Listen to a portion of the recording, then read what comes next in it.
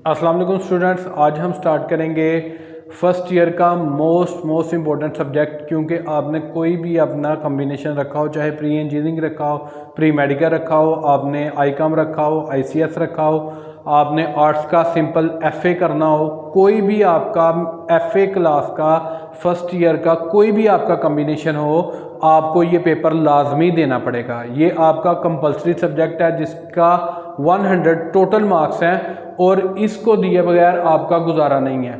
Last year इसका paper pattern थोड़ा different था। इस दफ़ा उन्होंने सिलेबस भी चेंज किया है।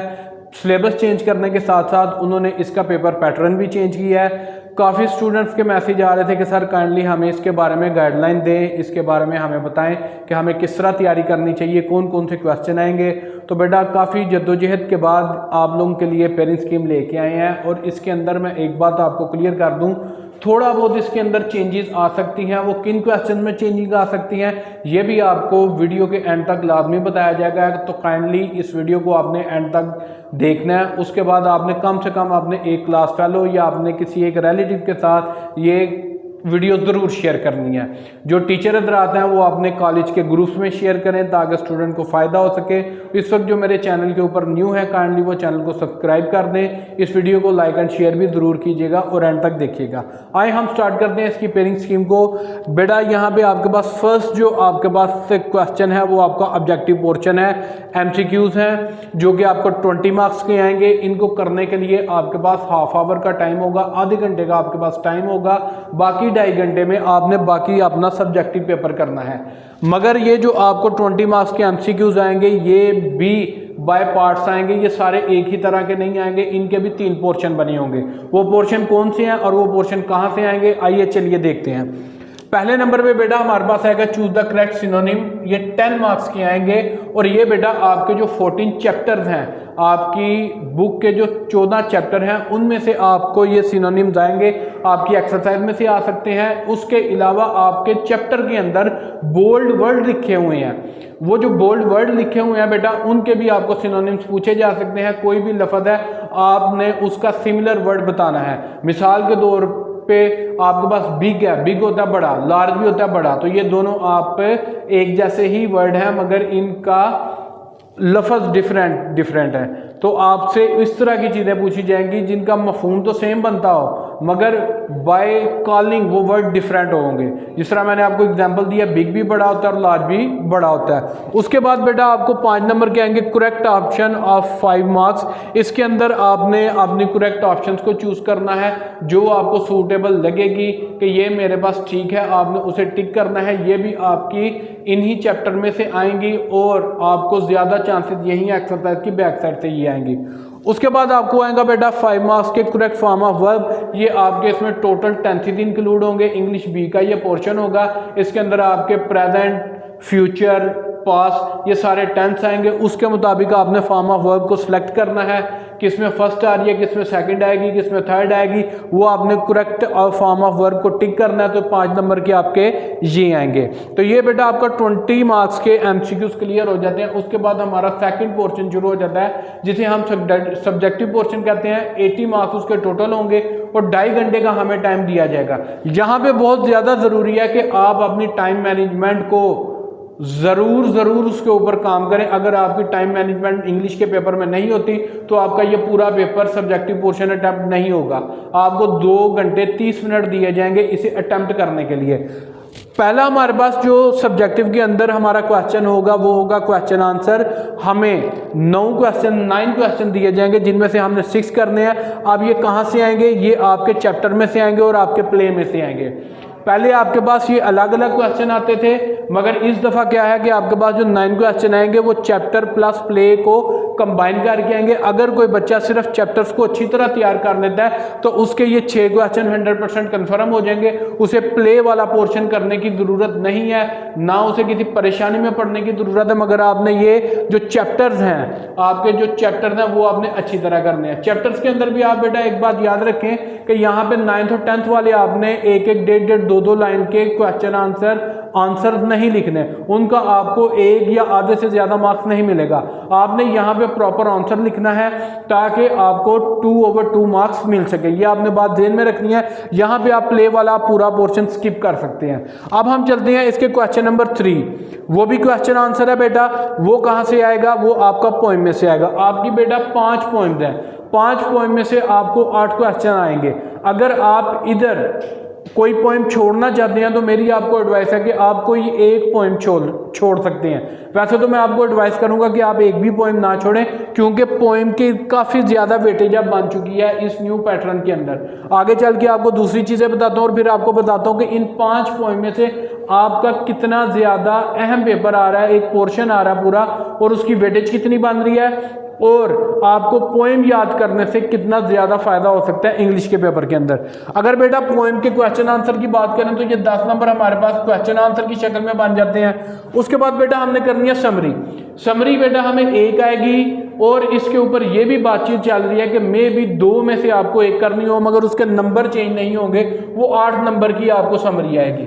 10 नंबर के साथ साथ ये 8 नंबर अगर हम इंक्लूड करते हैं, ये भी पोएम में से आएंगे, क्योंकि क्वेश्चन आंसर भी पोएम के आ रहे हैं, समरी भी आपने पोएम की करनी है। बस इसमें इबाम सिर्फ इतना है कि कुछ हल्कों का ये कहना है कि हाँ 1/1 आएगी, एक ही आएगी, वो ही करनी होगी, चॉइस नहीं होगी। मगर दूसरा स्कूल ऑफ थॉट ये भी अभी तक चल रहा है कि हम बच्चों को 2 समरीज दें, 2 में से एक अटेम्प्ट करें, बच्चे को चॉइस मिल जाए, मगर नंबर यही रहेंगे, नंबर आपके चेंज नहीं होंगे, नंबर आपके यही रहेंगे। उसके बाद बेटा ये आपका क्वेश्चन नंबर 4 भी मैंने आपको बता दिया समरी, और इसमें जो तब्दीली आ सकती है वो भी मैंने आपको साथ ही बता दिया ताकि आपको कोई कंफ्यूजन ना रहे। उसके बाद बेटा reference of context of poem stanza. आपको पोएम के अंदर से एक पैराग्राफ दिया जाएगा, उसको आपने सिंपल इंग्लिश में और रेफरेंस आपने उसका लिखना होगा, उसके आपको बेटा 5 मार्क्स दिए जाएंगे। अब अगर आप बेटा गौर करें तो ये आपके पास 15, 5, 20, 23 मार्क्स का पेपर आपका एक पोएम वाले हिस्से में से आ रहा है, और पोएम कितनी है? सिर्फ 5 पोएम करके बेटा आपके 23 नंबर कंफर्म हो रहे हैं।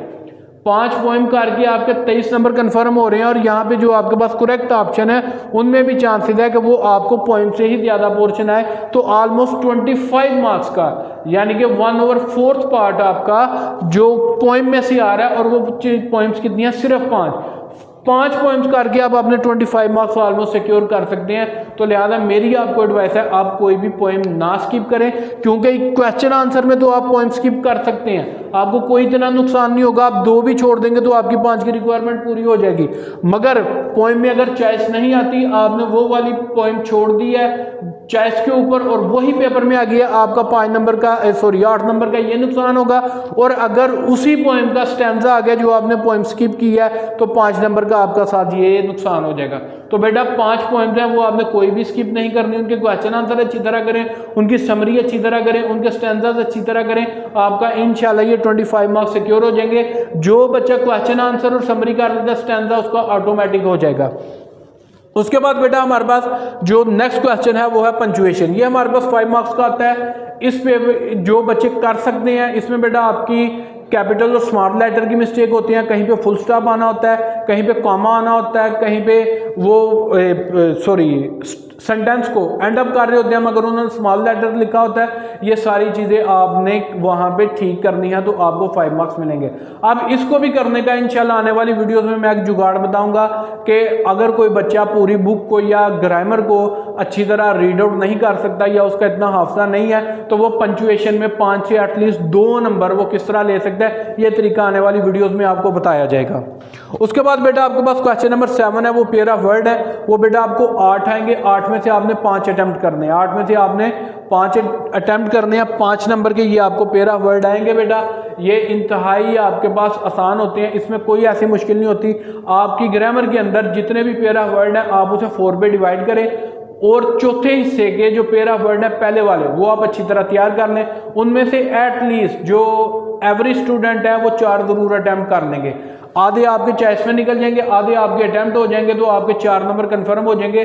जो लाइक स्टूडेंट हैं वो ऑलमोस्ट इसके 40% टोटल अपने पैरा वर्ड के 40% प्रिपेयर कर लें बेटा, आपके 5 उनमें से लाजमी अटेम्प्ट हो जाएंगे। ये 5 नंबर की आपके 100% सिक्योर हो जाएंगे।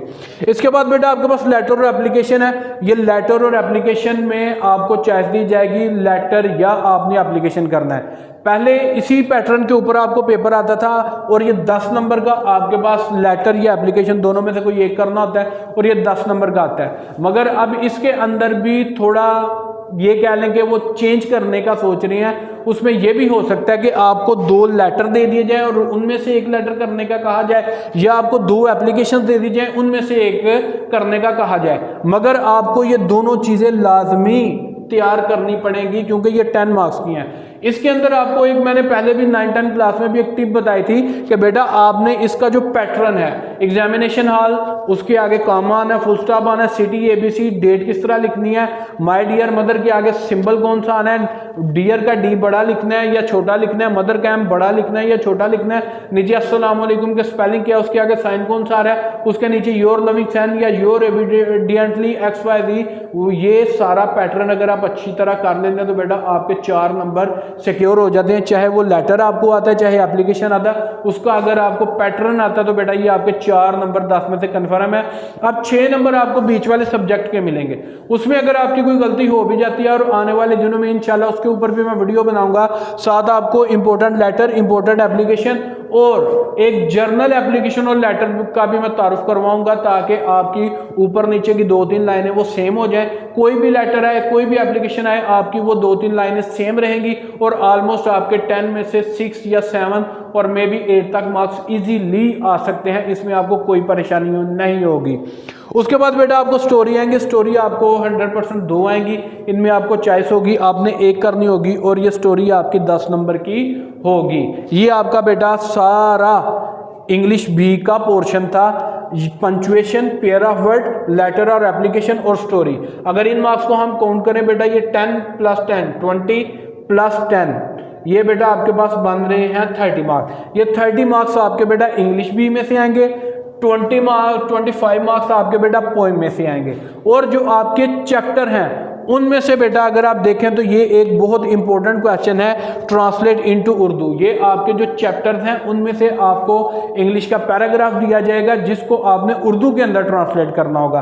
अब इसके अंदर भी डाउट है थोड़ा सा, वो डाउट सिर्फ इतना है कि माइट पॉसिबल आपको विदाउट चॉइस ये पैराग्राफ दिया जाए, माइट पॉसिबल।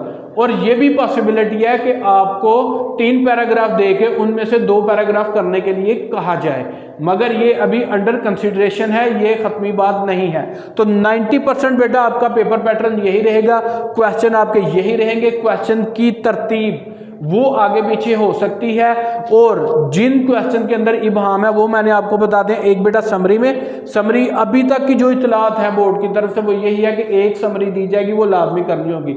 मगर दूसरा जो स्कूल ऑफ थॉट है वो ये है कि 2 समरी दी जाएंगी, एक आपको करनी होगी। उसके बाद मैंने आपको बताया लेटर और एप्लीकेशन ये दोनों आपको आएंगे, एक करना होगा। मगर दूसरा ये भी कहा जा रहा है कि शायद 2 लेटर दे दिए जाएं या 2 एप्लीकेशन दी जाए। आने वाले दिनों में ये भी जब पेपर सेट करेंगे इसके ऊपर वो जो खत्मी फैसला करेंगे उससे भी आपको इंशाल्लाह आगाह करूंगा। और तीसरा इसके अंदर ये है बेटा ट्रांसलेट इनटू उर्दू, ये आएगी लाजमी 15 नंबर की आपको आएगी। मगर इसके अंदर ये है कि हो सकता है आपको विदाउट चॉइस दिया जाए या विद चॉइस दिया जाए। आपने बेटा अपनी अच्छी तरह तैयारी करनी है ताकि आपको ये पेपर आप 100 में से इजीली 80-90 नंबर ले सकते हैं। 80-90 मार्क्स लेना इंग्लिश के लिए कोई मसला नहीं है। एक दफ़ा मैं फिर आपको बाय पार्ट बता देता हूँ। अगर आप पोएम की बात करें तो बेटा आपके 5 पोएम्स हैं, 5 पोएम्स हैं, उनके अंदर आपका बेटा 25 मार्क्स का पेपर आ रहा है। और अगर मैं आपकी ये बुक 1 की बात करूं जिसके अंदर चैप्टर एंड प्ले आते हैं, उसके अंदर बेटा आपके 10 मार्क्स के सिनोनिम्स हैं, उसके बाद आपके 12 मार्क्स के ये क्वेश्चन आंसर हैं और 15 मार्क्स का आपका ये ट्रांसलेशन इनटू उर्दू है। तो बेटा अगर ये आप टोटल काउंट करें 10 + 10 20 30 37 मार्क्स का आपका तकरीबन पेपर यहां से आ रहा है, चैप्टर प्लस प्ले। उसके बाद बेटा अगर हम ग्रामर की बात करें तो ग्रामर वाले पोर्शन में से आपको बेटा आ रहे हैं punctuation, pair of word, letter और एप्लीकेशन यानी इंग्लिश बी और स्टोरी। ये बेटा आपके 10+10 20 30 और साथ 5 मार्क्स, ये आपके बेटा 35 मार्क्स बन के।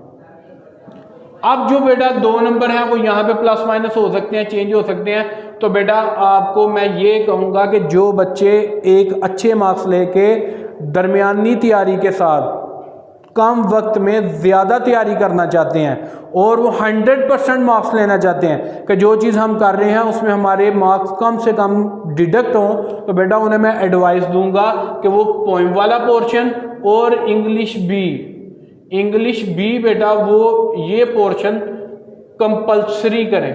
ये 2 पोर्शन ज़रूर करें। चैप्टर और प्ले को अगर वो स्किप करना चाहें तो वो कर सकते हैं। अगर आप इन 2 पोर्शंस को भी कर लेंगे बेटा तो आपके ऑलमोस्ट 60+ मार्क्स बन जाते हैं। ये सिर्फ उन स्टूडेंट्स के लिए मैं बात कर रहा हूँ जो सिर्फ मोर देन हाफ मार्क्स या एवरेज मार्क्स लेना चाहते हैं। तो वो बेटा ये 2 चीज़ों का सिलेबस कम बनता है। अच्छी तरह अगर वो कर लेंगे, पोएम का सिलेबस तो बिल्कुल ही कम है, 5 पोएम है, 25 नंबर का पेपर है, ये तो कोई स्टूडेंट भी स्किप ना करे, ये मेरा आपको मशवरा है। उसके बाद अगर किसी को ये पोर्शन आसान लगता है वो ये कर ले, अगर किसी को ये वाला आसान लगता है तो वो ये वाला कर ले। ये वाला आपके लिए बेटा इजी रहेगा। पंक्चुएशन भी आपको 2 से 3 नंबर लेने का तरीका इंशाल्लाह आने वाले दिनों में मैं बता दूंगा। लेटर के अंदर भी 6 से 7 नंबर लेने का आपको आसान नहीं, इजीली वो आपको मैं तरीका बता दूंगा। पेरा वर्ड करने का भी आपको मैंने तरीका अभी भी बता दिया, इंशाल्लाह दोबारा एक दफ़ा रिवाइज करूंगा। स्टोरी बेटा आपने टोटल क्रैमिंग करनी है। अगर आप अपनी पहली 10 स्टोरी इंग्लिश बी में से कर लेंगे, फिर भी मैं आपके साथ ये जो इंपॉर्टेंट स्टोरी है, इंपॉर्टेंट लेटर और एप्लीकेशन है, ये आपके साथ ज़रूर शेयर करूंगा ताकि मज़ीद आपके लिए आसानी पैदा हो जाए। जो मेरे चैनल पे बेटा न्यू है वो काइंडली ज़रूर चैनल को सब्सक्राइब करें। इस वीडियो को एटलीस्ट किसी एक स्टूडेंट के साथ ज़रूर शेयर करें। इसमें आपका कोई नुकसान नहीं होगा, आपका भी फ़ायदा होगा, दूसरे स्टूडेंट का भी फ़ायदा हो सकता है। वीडियो को लाइक एंड शेयर कीजिएगा और जो टीचर वीडियो को देख रहे हैं वो अपनी एकेडमी ग्रुप या कॉलेज ग्रुप में भी इस वीडियो को लाजमी शेयर कीजिएगा। जज़ाकल्लाह।